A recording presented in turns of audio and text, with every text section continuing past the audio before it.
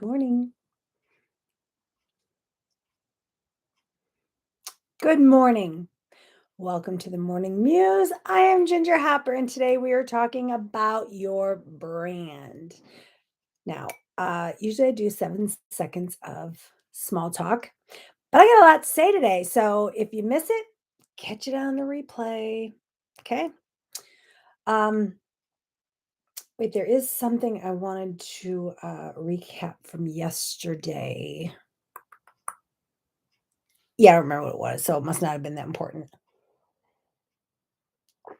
I lied. We're going to do the 7 seconds. So, y'all know about my prayer journal. This prayer journal was designed for you. If you go to Amazon.com right now and type in Ginger Hopper books, you will see the new 4 journals that popped up. So there are now Peanuts Big Game, the book I wrote, and there are also 5 different prayer journals. There will be different types of journals coming shortly. So be watching out for that. So, what is your brand? Let's get started. Okay, so if somebody says, "Oh, I like your shoes. What's your brand?" You're gonna say, Nike or Adidas or Reebok, whatever. You're gonna say a brand, or you're gonna say Walmart. Whatever. It's your brand. It's what you wear. It's what you like.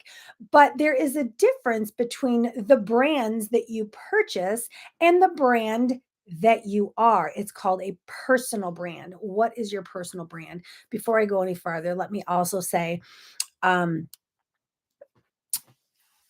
so I was telling you last week how I needed some downtime. I felt like something was a little chaotic with me. I felt like something was like I hadn't been doing my best on the videos and things like that. And I took the weekend to reflect and to think about things and a lot of prayer.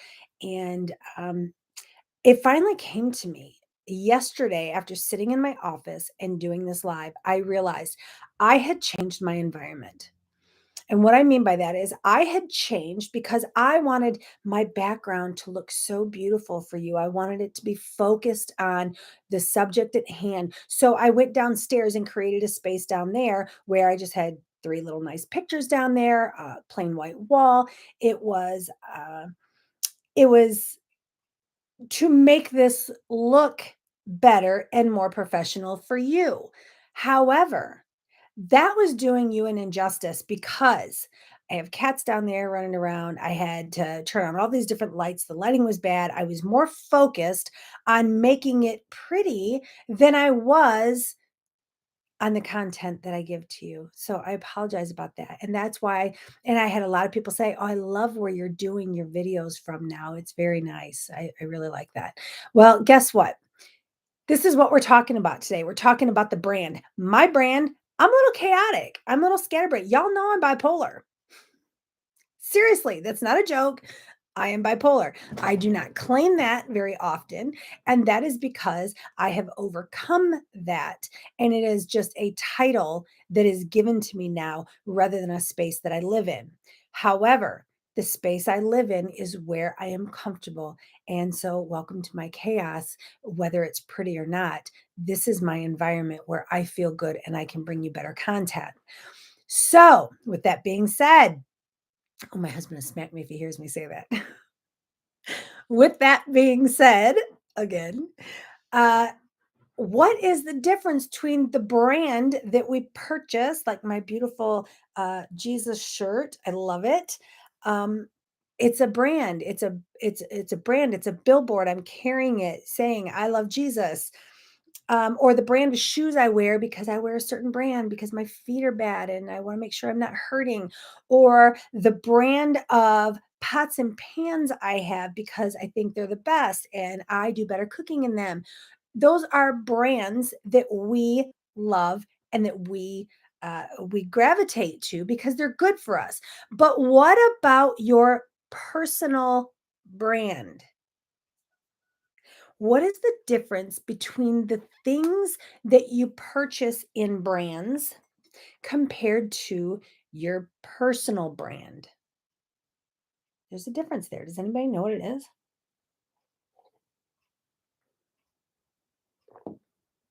I was just reading the notes. Okay. Oh, somebody didn't have sound for a minute. I've noticed that I haven't had sound for the first 10 seconds of a video lately too, so it must be the whole 5G thing. There's another brand, not one I'm a fan of. All right, so personal brand. Personal brand is what people say about you when you're not around. The other definition for it is your character. You are a walking billboard for who you are. Do you go around using the F bomb every other word? There's your brand. You're a foul mouthed trucker sailor. Do you go around telling people about Jesus every single chance you get? There's your brand. Do you get on a morning video every morning and tell everyone how much you love them and how much you pray for them and how much you want to give back to that community every day? That's your brand. In my case, this is what I do every day. But when I changed my environment, my brand changed. Sometimes we like our brand change, sometimes we don't. Here's a story. Been a waitress my whole life. I did the online college thing, got my associate's degree after dropping out of high school and going back and getting my GED. True story, not ashamed. Did I ever use my high school diploma? Nope. Did I ever use my college degree? Nope. I was one of those people that sat back and said, I know that I have this divine purpose. I know that there is something so great within me. I know that I am going to be able to stay at home and I'm going to be able to make an income and I'm not going to have to work. But I've always had a job. But here's the thing, I loved a waitress. Don't get me wrong. I waitressing, if my knees still could handle it, I'd be waiting tables right now and this video would not be happening. Because I love when somebody comes in all grouchy and hangry and you can smile and love on them and pour into them and watch them change from I got a half hour for lunch and I'm cranky, I want my food to have a great day. I feel good. I'm going back to work. Or that person that comes in and they're on their way home from something hard and they're cranky and you talk to them and you love on them and I couldn't have been a waitress in the pandemic because I'm a hugger and I love my customers and most of them would always be repeat customers and I'd always, hey, how's Sally? How's your kids? You know what? Whatever. So that was me. I loved people. I loved being a waitress. My knees gave out. I couldn't do it anymore. So I became a bus driver because again, I'm a stay-at-home entrepreneur, and I am someday going to find my niche. I am going to be able to build on that, and I'm gonna be able to stay home and make an income. So I drive the bus. A couple hours in the morning, a couple hours in the afternoon. I have the rest of the day to figure out my life. 49 years old. I'm still trying to figure out what do I want to be when I grow up? Does that sound familiar? Maybe you're 85, maybe you're 15. Still trying to figure out what you wanna be when you grow up? So, I had tried, the Pampered Chef, the Young Living, all the different things. I had gotten into those, and I was successful at those. I was good at those. I'm actually still a part of one company, um, and I love the company. However, I let me rephrase that. I love the products. I still am a part of things, but I don't promote it anymore. And here's the thing. When I got into these things, the things that I would get into, I believed in and I loved. And but there was a lot of things that I got into. And being successful at them was I had a team. I was able to, you know, love the product enough for people to want it, but I could not get those people to have the passion that I had for it. And therefore, I kept hitting the wall, hitting the wall, hitting the wall. Maybe I'm doing that different. I kept hitting the wall. And so I would get to a point and I would think, I can't get any farther. And it's not that I couldn't, it's that the promises that were given to you, the outcomes that they told you could have, if you just do this, then this will happen. Well, I would do that. It wouldn't happen. Well, you're doing it wrong. So it's always like they would constantly, without putting you down, they'd put you down just to keep you going. Oh, okay. So now I can keep going. And then you'd hit the wall again. Well, now you did that wrong. Now tweak it like this. Okay, do it again. Hit the wall. Guys, I was doing these things because I didn't want to leave home. I wanted to make money from being at home. I knew that there was a greater purpose for me.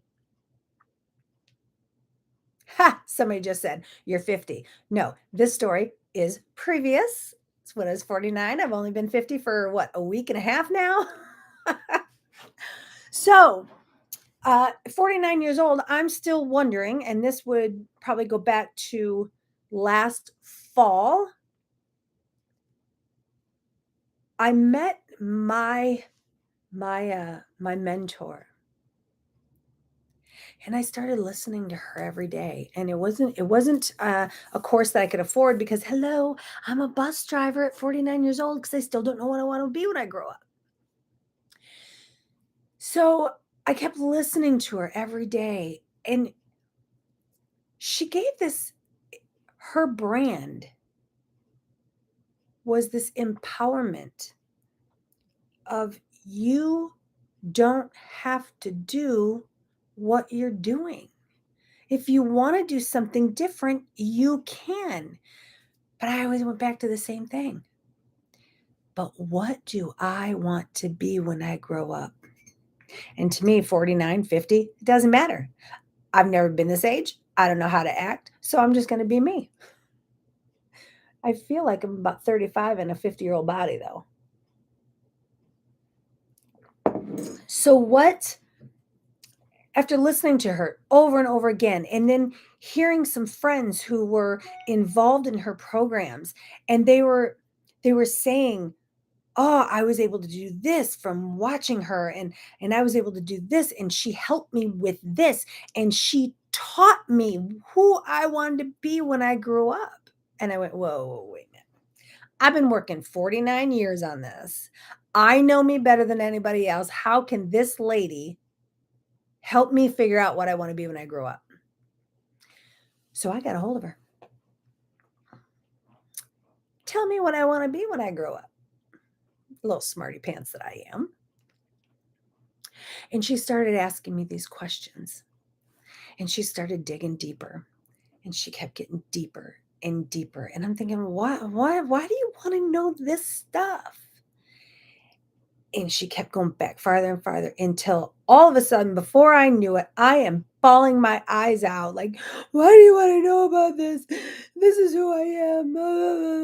And she said, there it is. That's it. That's where you're going to start being who you want to be when you grow up. How do you go back and take something so painful and so hurtful and turn it into who you want to be when you grow up? Excuse me.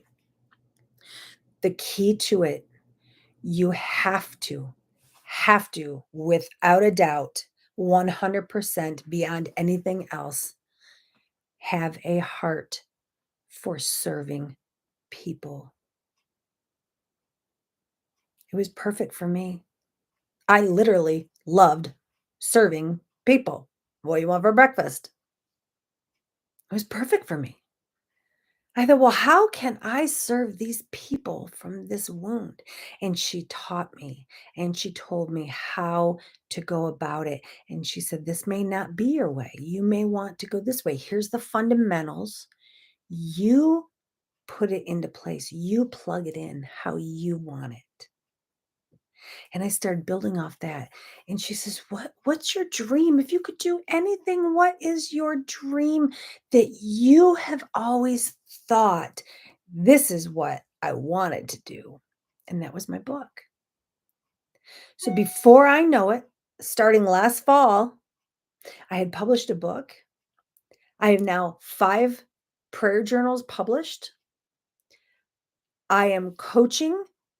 I have a website. And this isn't, oh, yay, look at me. No, this is, look at you. Where are you? Where do you want to be? I know what I want to be when I grow up. I'm now 50 years old and I know what I want to be. I want to be a child of God who serves with all my heart everybody around me who needs love. I want to be the person who maybe you don't want to hug right now because of COVID, but I want to be the person that can give you the virtual hug or the real hug. I want to be the person that reaches in and says, oh, you've been through that. Let me help you out. I want to be the person that says, oh, you don't know what you want to be when you grow up. I was there. Let me help you. Let me plug you into these different areas and teach you. I want to be the person that says, if you are so lost and so confused and you don't know where you're going, I want to introduce you to my Father. I want to be the person who loves herself enough to care about others. Now being 50 years old for just a couple weeks, I am who I want to be when I grow up. But my heart is not happy enough without being able to help you do the same thing. I love you all so very much. And I want you to look at what is your brand? What do people say when you're not around? What do people say behind your back? Do people say, there's that person that talks about everybody when they're not around. So surely they don't talk about me when I walk away because they just talk about everybody else. They're talking about you too. What is it they're saying about you?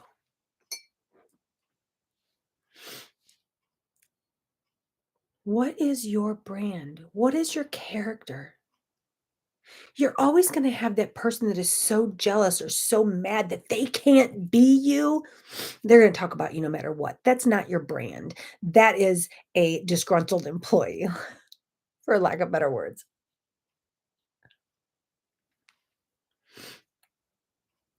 What do people say about you?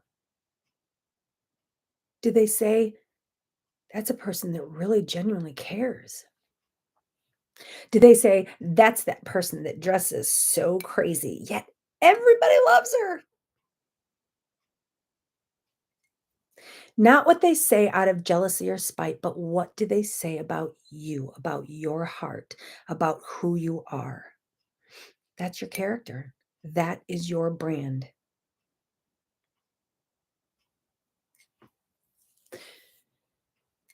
My brand,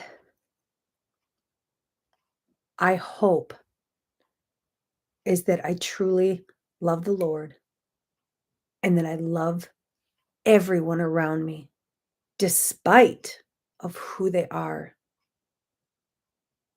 Little story, we were out this last weekend, and my husband and I were sitting down eating, and I've really been working about not judging people by their appearance or who they look. and just knowing that they're human and you have to love everyone. Jesus loves them. Why wouldn't I love them? But that's always been something, in the past. My past brand was sitting at the salad buffet at the local grocery store and watching people walk by and laughing and making fun. I know I'm ashamed of it now, but back then it was fun. It was hysterical. I mean, I love to people watch still, but I don't judge people anymore. So anyway, we're sitting there eating and we're at a two top table and the line for the it was like one of those mall things where you have all these different places to eat. And this guy was standing there next to us and my wallet is sitting on the edge of the table. And I look over and there's this guy, he's got the teardrop tattoo and he's got tattoos all up and down his neck and he's got some up the sides of his face and all down his arms and pants hanging off his rear, just enough to see his underwear, which to me is annoying as all get out, but that's my opinion. It doesn't matter. Um, and my first reaction, my human reaction of, "Oh, he had to have been in prison because he had the teardrop tattoo." That was my thought, right? Okay, that's what I had known growing up, through high school and stuff. That's what that meant. I honestly don't know if that's what that means. It doesn't matter if that's what it means. The point is, my first thought was, he's been in prison. And then I look and I see my wallet sitting right on the edge, like this far away from where he's standing. And I had to catch myself and I went, no, it doesn't matter. He's a human being. Though I should not have put my wallet there to begin with, it's there now. And I have to put my trust in humanity and mankind. And I'm just going to leave it there. And we start eating. And the guy looks over at us and he said something. He started a conversation. So, "Oh, have you ever had the burger from whatever place he was in line from?" And I said, "No, I haven't." And he says, "Neither have I, but I'm about to. It looks delicious, doesn't it?" He goes, "That one right there in the big picture." And again, I had that, is he trying to divert my attention from my wallet? And I went, "Stop it. I can pay attention to all that's going on." And I look up, I said, "Wow, that does look really good." He says, "Yeah, I have to let you know how it was." And I said, "Yeah, definitely. Are you getting all that stuff on there?" And I was reciprocating. I was responding to the conversation. And we laughed. His number was called. He went up, grabbed his food, and he went down and sat behind me. And I said, "He was a really nice guy." And Matt said, "Yeah, he seemed to be." And then all of a sudden, Matt's face, he's sitting there eating like this, and he goes, and I said, "What? What's wrong?" He says, "That guy that was just standing here next to us talking." I said, "Yeah, what's he doing?" He says, "He's standing, he's sitting like this at the table, just praying. See his lips moving? Can't hear if he's saying it out loud or not, but he's just praying and his head's just shaking. He is literally having a conversation with God right now."